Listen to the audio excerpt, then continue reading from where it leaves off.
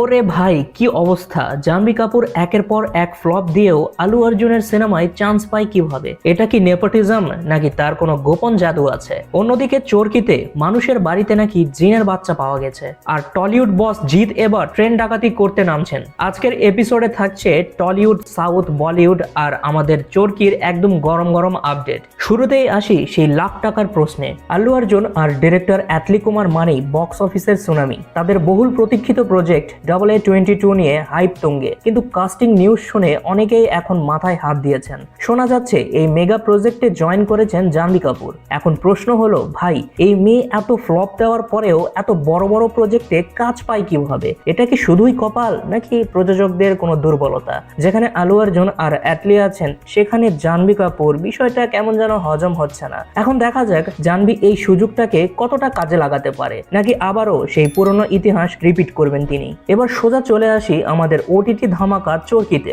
আপডেটটা একটু ভুতুরে আর ইন্টারেস্টিং। নামটা শুনেই নড়ে চড়ে বসতে বাধ্য হবেন। জনপ্রিয় অভিনেতা মুস্তাফিজুর নূর ইমরান, যাকে আমরা এতদিন পর্দায় দাপটের সাথে অভিনয় করতে দেখেছি, তিনি এবার আসছেন ক্যামেরার পেছনে। তার পরিচালিত প্রথম চরকি এক্সক্লুসিভ ফিল্ম জিনের বাচ্চা মুক্তি পাবে এই 19শে ফেব্রুয়ারি। অভিনেতা হিসাবে ইমরান ভাই তো অলরেডি নিজেকে প্রমাণ করেছেন বস হিসেবে। এবার দেখার পালা নির্মাতা হিসাবে তিনি 19 তারিখে চরকিতে কি ধামাকা বা রহস্য নিয়ে আসেন। সো ক্যালেন্ডারের ডেটটা মার্ক করে রাখুন, কারণ মানুষের বাড়িতে জিনের বাচ্চার রহস্যটা কিন্তু সেখানেই ফাঁস হবে। এবার আসি কলকাতার বস জিতের কাছে।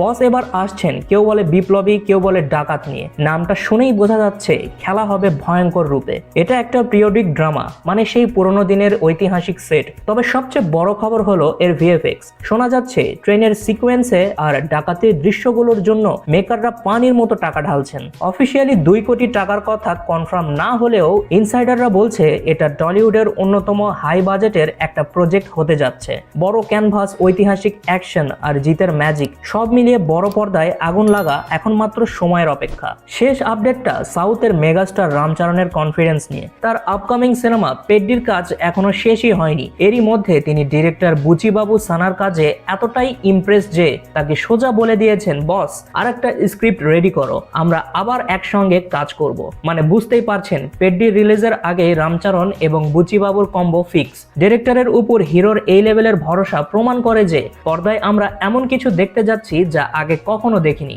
পেড্ডির পর এই জুটির ডবল ধামাকার জন্য আপনারা রেডি তো? বস আজকের আপডেটগুলো কেমন লাগলো? জাহ্নবী কাপুরকে আল্লু অর্জুনের সাথে মেনে নিতে আপনার কষ্ট হচ্ছে কিনা সেটা অবশ্যই কমেন্টে জানাতে ভুলবেন না। আর 19 তারিখে চরকিতে জিনের বাচ্চা দেখার প্ল্যান আছে তো? দেখা হচ্ছে আগামী কোনো আপডেট ভিডিওতে। ততক্ষণ পর্যন্ত ভিডিওতে লাইক দিন, শেয়ার করুন আর সিনে সাইনকে সাবস্ক্রাইব করে আমাদের সঙ্গেই থাকুন। Till then, signing out.